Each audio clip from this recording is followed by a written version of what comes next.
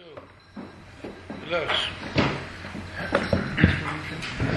Now we just need to find the right presentation, which is always while we do that. Thank you very much everyone for being here, and I will try to explain a little bit about what we do in Bimco in a more, how should I put it, not so direct way. So thank you, Athens. So I will talk about shipping and the environment, and basically ask the rhetorical question: is this a match or a clash? Because we think all too often the shipping industry is really being perceived out there in society at large as a feet-dragging industry when it comes to protecting the environment. And I ask the question: is this a fair perception? Is there really an inherent clash between doing business in the shipping industry while at the same time protecting the environment? And really to answer this, we need to look a little bit back to see where we are. So take a look at the environmental regulation that has come out of IMO. These are some of them in recent years. I guess these are some of the more important ones, and not least MARPOL, which everyone refers to in this industry. When you see these different regulations and some dates here, I have highlighted a few in bold, and you can see the whole thing started actually really by the entry into force of MARPOL Annex 1 in 1983. And really, I think, if you're outside the industry, people would think, hey guys, you're late to the party, aren't you?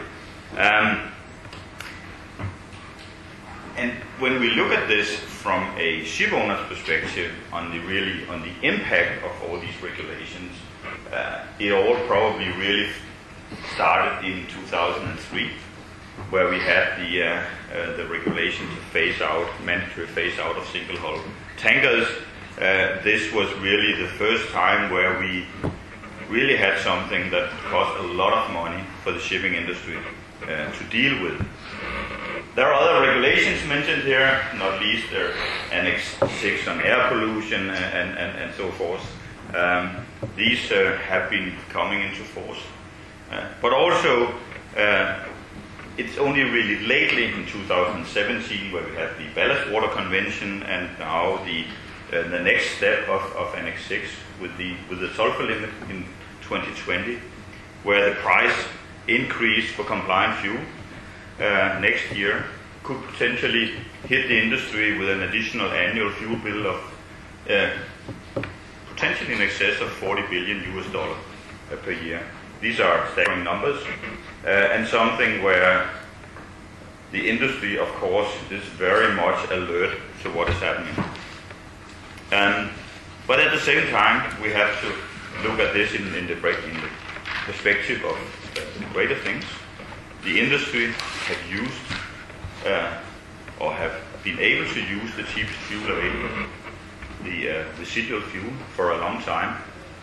And actually what 2020 means is that we jump to using the same fuel as most of our competing mode of transport: road transport, air transport, although not directly competing on the intercontinental modes. These are transport modes which have often complained that shipping have really been gotten off the hook too easy because we could use this very, very cheap fuel. So there are a lot of other things coming in the future years. Some of these are very burdensome for the industry. Some are less, more on the operational side. I will single out 2023, when we will have the decision in IMO of adoption of the greenhouse gas reduction strategy. Remember, we have the initial strategy agreed so far, but it is likely going to be revised to some extent in 2023, and this is where we will have our targets and goals cast in stone. And these let me see, can I do anything? No. These targets are going to be very costly for the industry, we think. But on the other hand, they also produce quite a bit of opportunity for the industry to be ahead of the game. So with these dates, the previous slide with this slide, we can ask the question, are we really over-regulated in this industry on environmental aspects?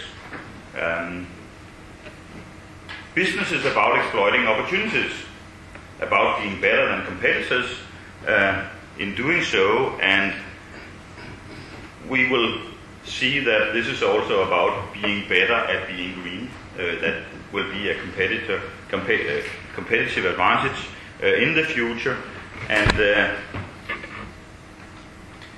we think to some extent there is this belief that ship owners are singled out as being easy prey. The feeling may be there very much in the industry. We don't think really it is the right feeling. And sometimes we also think there is a cause to state in industry that we're just buying the products from the shipyards, we are buying the products from the engine builders. This is much like the airline industry, much like trucking industry. We are not in control. This may be true, but probably this notion only lasts as long as we could possibly ask a shipyard to actually take responsibility for their product for the lifetime of that product, and then see what that would cost us. That would probably not be what we would like to do. So we have a way of dealing with these issues in the industry that we have learned to live with, but it does require that the owner side takes more responsibility for the operation out there than probably some of our competing modes of transport. But we are a global industry, and global industries like ours need global regulations. So we can probably not claim that we are unfairly treated compared to other sectors. But as I said, global regulations is important because we need the equal access to the market. This is a cornerstone in the international shipping industry. We require the common standard for all ships flying all flags. But remember, IMO member states, they are not equal regulation-wise. We have many different countries in IMO. They all push, some of them, for higher standards. There's also a pushback from other member states for less advanced standards. So we have this balancing act in IMO that we try to work with. Some may feel they're treated harsher than other sectors when comparing at the national level, others not, and still there is really no alternative to IMO. Because it is IMO that can ensure the level playing field we have in the industry. But IMO can only ensure this as long as we stay ahead. It means that IMO must be proactive. It must stay ahead of the individual member states that are pushing for harder regulations. So, with the rules having to be the same for all ships, shipping companies, and this is the cornerstone that we need. So rather than trying to hide, we should probably as an industry become more vocal supporters of the initiatives that can ensure that IMO is the one regulator for the industry that keeps us on a global level playing field. And this is where Bimco comes in and where we can do a lot. Bimco's role is to support the regulators. We need to get rules adopted which make sense and which will work in real life. So we go in and we contribute very much in IMO with concrete proposals, but at the same time we need to accept as an industry the responsibility for our impact on the environment. This approach will help our industry through one of the greatest challenges of our lifetime, which is actually meeting the climate change challenge, where this industry is possibly uniquely positioned because we have this very common platform.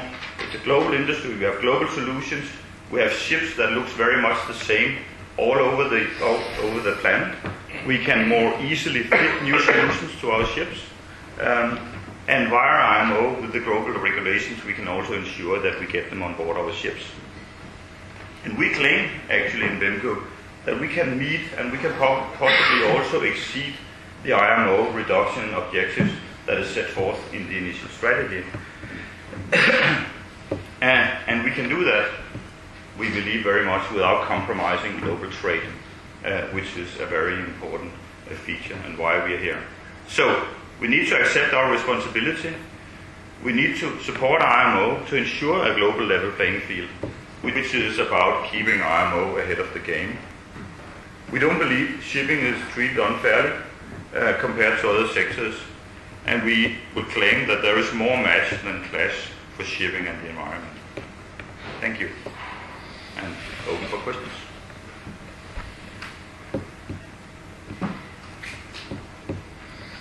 Can I ask you something? Yes.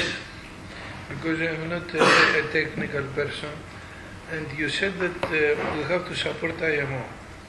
Okay, to support IMO, but on the ballast water, on the low sulfur, the IMO has created a mess, allowing the scrubbers, and at the same time the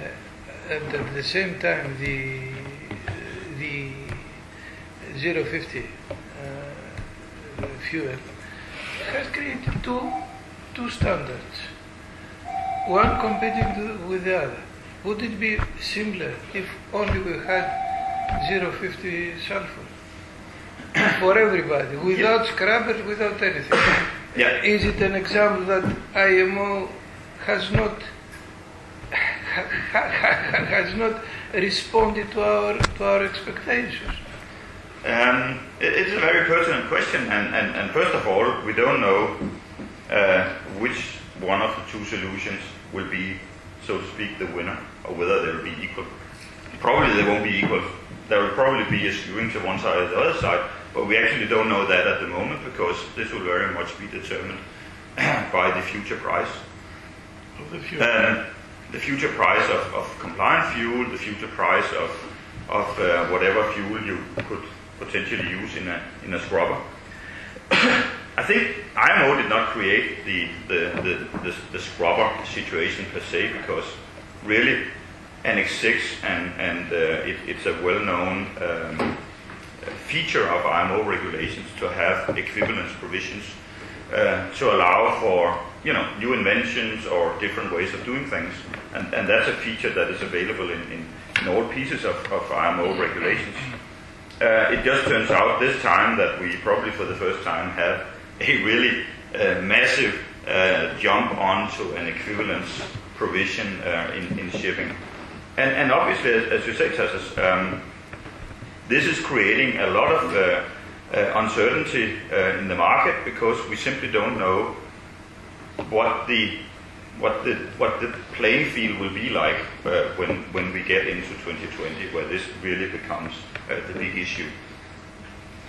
Robert, not everyone is as at home at the Annex 6 as you are, okay. I'm sure. So could you maybe explain what an equivalence provision is? But it's in all IMO regulations there are these regulations which allows equivalence, meaning that you have to look at the standard that the regulation, for example, Regulation 14 sets the limit for sulfur emissions. And then there is a regulation allowing for equivalence means of meeting that same level of emissions, which is comparable to burning compliant fuel in this case. But the equivalence exists for NOx, it exists for any of the other requirements there in Annex 6 and in other annexes as well of MARPOL. So it's not something that goes away, it is there. But what we have to realize when we discuss this business of going into an equivalent mean of meeting the requirement of the annex, you're also taking on board quite some risk. because the equivalents have to be acceptable out there to all the port states. And you have to be genuine in your equivalence, so to speak. And if it's not a genuine equivalence, then you could run into problems compliance-wise with port state control. So we believe there is quite some risk of going down the scrubber route, and we believe that it's not an easy one to understand how you deal with a scrubber, for example, if it breaks down. We have to remember that on the 1st of March 2020 there will be a carriage ban of fuel with more than 0.5% sulfur.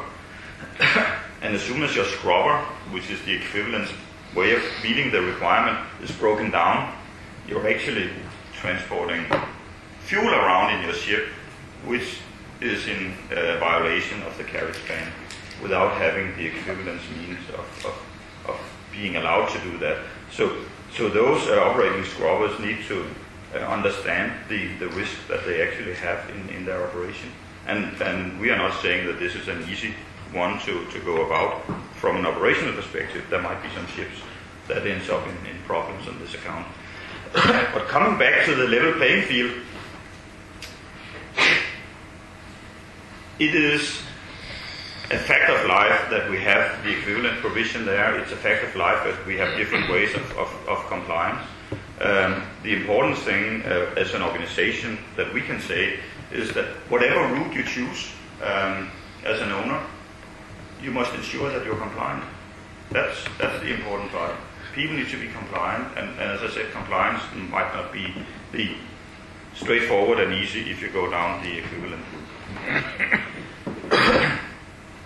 Probably a way too long answer and way too complicated, but it's a complicated issue. But I certainly understand where it's coming from. I feel that you have, in a very, let's say, polite way, you have corroborated what I said, that this piece of legislation was problematic, and some of our owners, who for commercial reasons, and I can understand them absolutely, have opted for the scrubbers. We have entered an uncharted territory, yes, which is not correct. The IMO should have taken provisions for these people. Let's see what happens. Let's hope that their investment will be profitable. But there are so many uncertainties that, Speaking of these uncertainties and going towards that deadline of January 1st, 2020, do you think that there is scope between now and then to push the deadline back, to water it down? Do we talk about a soft, speaking in Brexit terms, speaking about From a legal perspective, if you want to change the date legally, it's gone and past that date, because there is a certain IMO procedure that requires, date. You need to circulate, you need to get approval of amendments, and there is a run-up before they can come into force, and we are past that date. It's simply not possible to formally change the law, what the treaty was.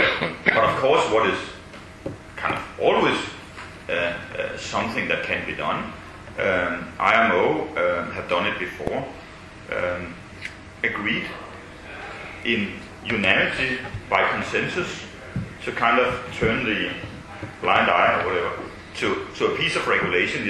It was being done with the Ballast Water Convention before it entered into force, because it contained dates which had already been passed. So when the Ballast Water Convention entered into force on that very date, it actually required ships several years before to be fitted with something.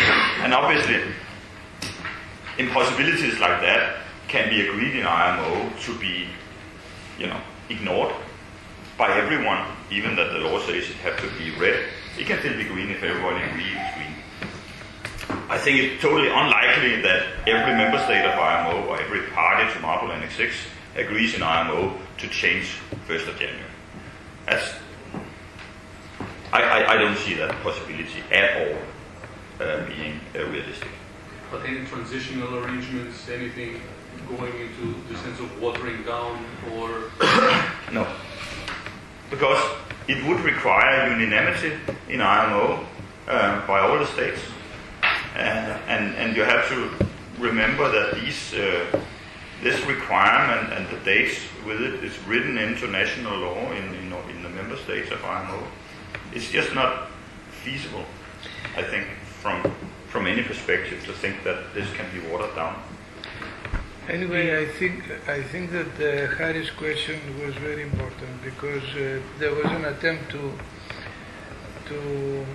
create the conditions for an experienced building phase, which, in my opinion, my humble opinion, was the best policy, because we are entering a grey area without knowing what's going to happen after 1st of January 2020. But I think that the question is political. The answer is political. There is such a big movement in favor of protecting the environment by whatever means that in some cases reasonable arguments do not have an audience. Therefore we have to comply. We do not have to, we cannot compete with the press and the environmental the lobbies of the environmentalists. We have to comply, we have to do our best, but in my humble opinion, again, I repeat, it's going to be a grey area with a lot of uncertainties. Do you think flag states may, some flag states may take a different, slightly less strict approach? Is that possible? In terms of 2020? 20, yeah. Well, there might be flag states who do that. But you have to remember that it wasn't really ever flag states who drove these treaty regulations to be enforced or to be applied out there in the industry. It was port state control. Port state control, they just love foreign flag ships not complying, because then they can hammer them. And this is probably the most effective enforcement tool ever developed in the world, in any sector, in any trade, in any kind of applying international treaty text. It's hugely effective because the risk of having your ship detained far outweighs anything in relation to getting off easy with your flag state or something, because detention cost, the clock ticks as soon as you are detained, and detention is the tool that we know port states they use. So there is really very little scope. There might be a scope which says that there are port states out there, and obviously there are a lot of port states out there which are not party to MARPOL Annex 6, where the rule basically does not apply. I think MARPOL Annex 6 parties are less than 100 countries in the world. It's from a shipping perspective all the flag states, because it's close to 90% of the ships of the tonnage. But there are a lot of port states which are not parties. And obviously, if you're not a party, then you would not apply the rule from a port state perspective. But still, when you move around the world, you will be checked for compliance, and that compliance check will actually go beyond just compliance in my port, where you are exposed to the port state. They will look at the documents, they will look at your records, and they will go back in time. So the scope of getting off the hook here is not great. You can say there might be a scope for totally breaking the law and falsifying records and stuff like that. I guess that is always there. Not something we deal with, and we know the consequences when that is being discovered by at least one big port state in the world. They have a tendency of really cracking down on these kind of things, so that cannot be recommended in any way to try to do. So we believe that the only leeway there exists in relation to 2020 is the concept, or is the issue of non-availability of compliant fuel. If there are regions in the world where they simply don't have the stuff on the shelf when you want to bunker your ship, then you can be forced to buy something else which is non-compliant, and then you can hope that the mitigating circumstances that are built into the regulation will make you not be punished too much, because there is no get out of jail card in this one. There is an opportunity for port states to take these circumstances into account and not take control actions, but it's not a given. We don't think it will be a given. So compliance is the key word, and we think there's been way too much talk about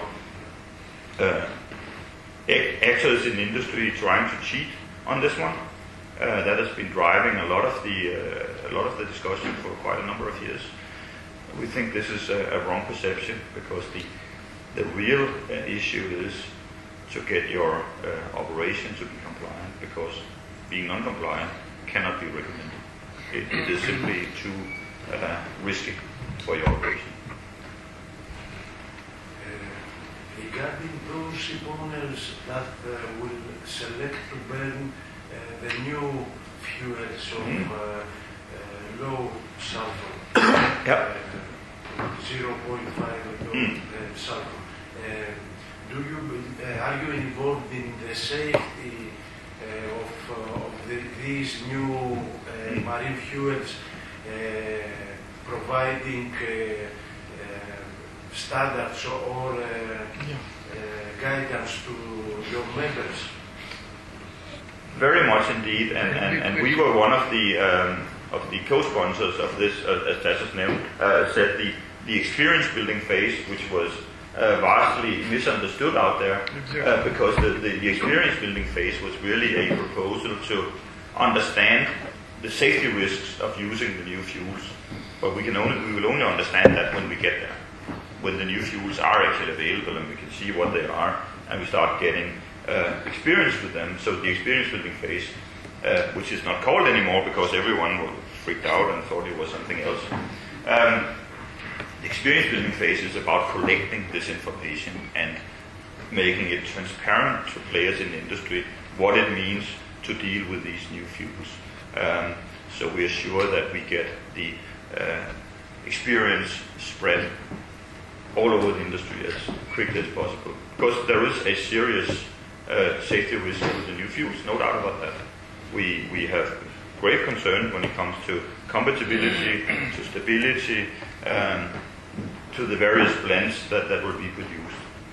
Simply because producing the blends will put a pressure on low sulfur products, and when there is pressure on the products, people will tend to buy whatever they can find which not meets the spec but can be blended into this product. So the whole blending thing is a big issue that we have to watch very carefully.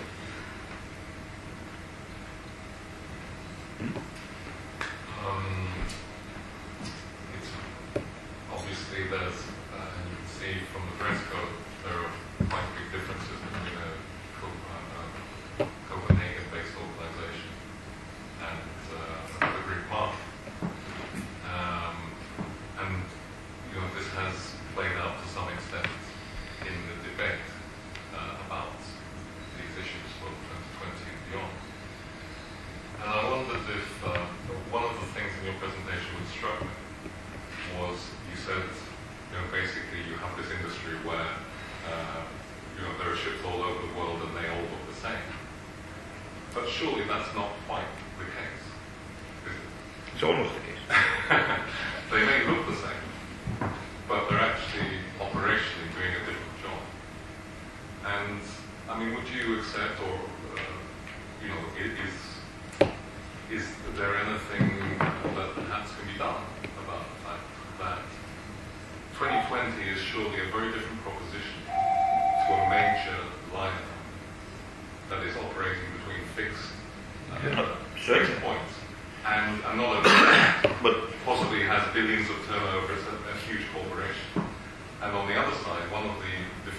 characteristics of the shipping industry does actually make it different from just about any other industry on earth, which is that it's extremely fragmented and is doing its business on a tramping basis, and doesn't, there isn't really quite the same capacity to, a year or two in advance to call up your friendly fuel supplier as a favoured customer, giving them billions worth of business every year, and organise your future compliant fuel logistic chain. So, what's the difference? And why has there been what seems to me a complete failure within the industry for the first time? Because usually the industry is more or less aligned with each other. Yes, everyone has a slightly different opinion, but with regard to regulation here, it's it's not quite the same. There has been a split, and there's been quite a lot of ill feeling going on about it as well. And it seems to me that this question was never, at least at the beginning, given enough thought that you actually have two really quite different ends of the industry that are both providing an essential service. First of all, you should not mistake what I said here as being from a perspective of a liner company. It's not. Absolutely not. What I said here was very much the perspective of the industry, with a very fragmented industry with a lot of smaller ship owners tramping around the world. And from that perspective, and these owners exist everywhere in the world, and not just around here. They exist in the Far East, they exist in Northern Europe. I mean, they're all in the US and South America, they're all over the world. So this is very much the perspective. And from that perspective, they operate very similar tonnage. And these ships that we talk about, they're being built at actually a surprisingly few yards in a very concentrated part of the world. But you're right that the discussion about the issue of 2020 from a liner perspective compared to a tramper perspective is totally different.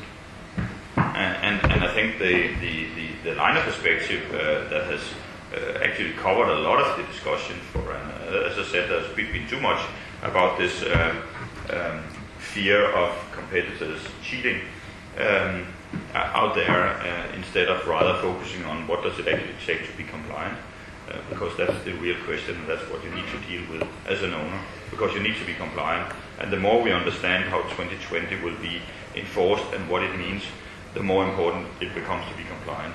So this discussion that was prevailing, I think, primarily a few years ago, really has turned out to be not the important part of the discussion. The important part of the discussion is how do we comply. And so yes, the perspective here is that there is not that big a difference. But you're right. It's an industry that does not have the ability necessarily to make these long-term commitments with fuel suppliers. It's very much a seller's market, selling fuel oil out there. And we have to be very careful when it comes to the quality side, because in this respect, we can truly say we have to accept what is on the market. We cannot really set the standards for what the oil industry or the bunkering industry is going to provide us with. And here we have a real challenge, obviously. Can I ask one more question? If we, of course, the low sulfur problem will be with us. We enter a grey area, we see how we are going to handle it. The other big issue, as you mentioned before, is the CO2 emissions. 2023, a decision must be taken. I know very well that you are working on that. I don't know whether you have a finished framework within which you can give your opinion, but in general, yeah. What is how we should think about that? Not what measures we have to take. What must be the rationale to approach this big problem? There is a very interesting paper from Norway to the next intersessional meeting just before MEPC, where we are dealing with the greenhouse gas issue. And that in IMO there is a lot of focus, and it's almost the primary focus at the moment is about short-term measures, something where we can hammer the industry before 2023 with something really to reduce. But the paper from Norway is interesting because it looks at the share of emissions in industry divided per decade of ships built. And then it takes the percentage of each decade's emissions in future years. And this is where it becomes really interesting, because where the decade of ships built from 2000 to 2010 at the moment is more than 50% of the emissions. By 2030, the forecast is that this is reduced to 7%. So if we think about short-term measures put in place by 2023 to address these existing ships, by 2030, it's kind of obsolete, this regulation, because the ships are not there anymore. They will be replaced by new ships built to EEDI standards, built with the emission reductions in mind. And when we get to 2050, where we have to have reduced our emissions by 50% compared to 2008, none of the ships on the oceans today will sail in 2050. This is very important. This will be entirely a new breed of ships. And that's why we have to be clever in the way we think about dealing with emissions in IMO from a regulatory perspective. Which ships are we targeting, when and how much are they going to contribute to this? And we believe while it's of course important to do what we can do with the existing fleet, but we shouldn't go overboard in the existing fleet, because that's a waste of time spent on something that goes away in a short time frame anyway. We need to be very clear to have the right solution in place for the ships that we build from 2030 and beyond, because those are the ships that need to have the very low emissions that make us meet and potentially exceed the 50% reduction target in 2050. Very interesting, but in the meantime, between 2023 and 2030, we can do what something. we can do? We can do something. Yes, but we have to accept that talking so much in favor of the environment and avoiding to take a measure which is speed limits, to optimization of the speed or reduction of the capacity, whatever you say, is contradictory. If it's such a big problem, let's accept that this is the solution for a limited period of time, up to which is necessary for the new design, the new developments to be to come to the market. It's a hypocrisy. All the people say that it's a very big problem, but the same people say at the same time, no speed, not optimization, because it's going to be in favor of the existing fleet. The ship owners are going to earn more money. Either we are caring about the environment, or we don't mind, or we are caring about whether the ship owners we are going to get a better rate in the market. We have to decide about that at some point. Assuming that no measures are taken at all, how much would carbon emissions from shipping, how much would they fall? By how much would they be reduced just with the replacement of older ships, as you say, by newer ones? It depends a little bit about what you assume in terms of future efficiency improvements in the construction of the ships.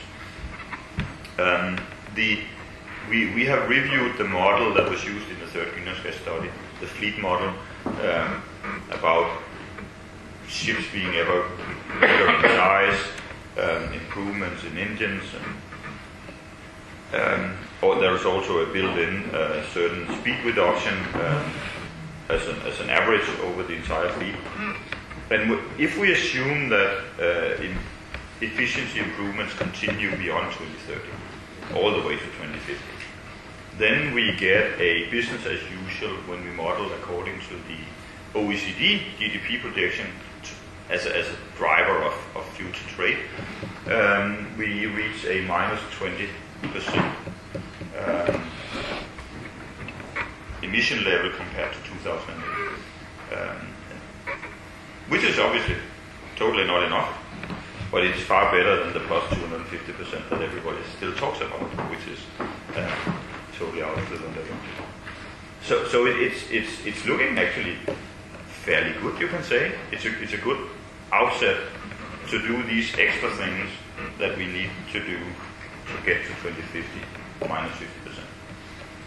But what Tassos was saying very much was that we should not forget doing something with the existing fleet. And I agree with that. We should not forget. But on the other hand, we should also not overemphasize and create very complicated regulations to deal with the existing fleet. We should do something, quick and dirty, so to speak, that can deal with the existing fleets. And we have something up the sleeve there, and we're working on it. So. Because I have in mind that what we have discussed in Bimco, that we can cap the existing emissions, which marginally, as the volume of trade is increasing, the emissions are marginally reduced. So we can cap the existing situation. We have we have discussed in extensively the measures to improve the functioning of the ports, to convert the waiting time into steaming time, into sailing time. All these things. We can do a lot of things between 23 and 30. And I think that we have to, in Bimco, we have done a lot of work on that. And at some point, I expect you to give us a more clear picture. Absolutely, but not today. Okay. We have to move on to Yes. Pedersen and his view on the shipping market. But obviously, we have some time afterwards where you can all go over to Robert and talk about sulfur or all you want.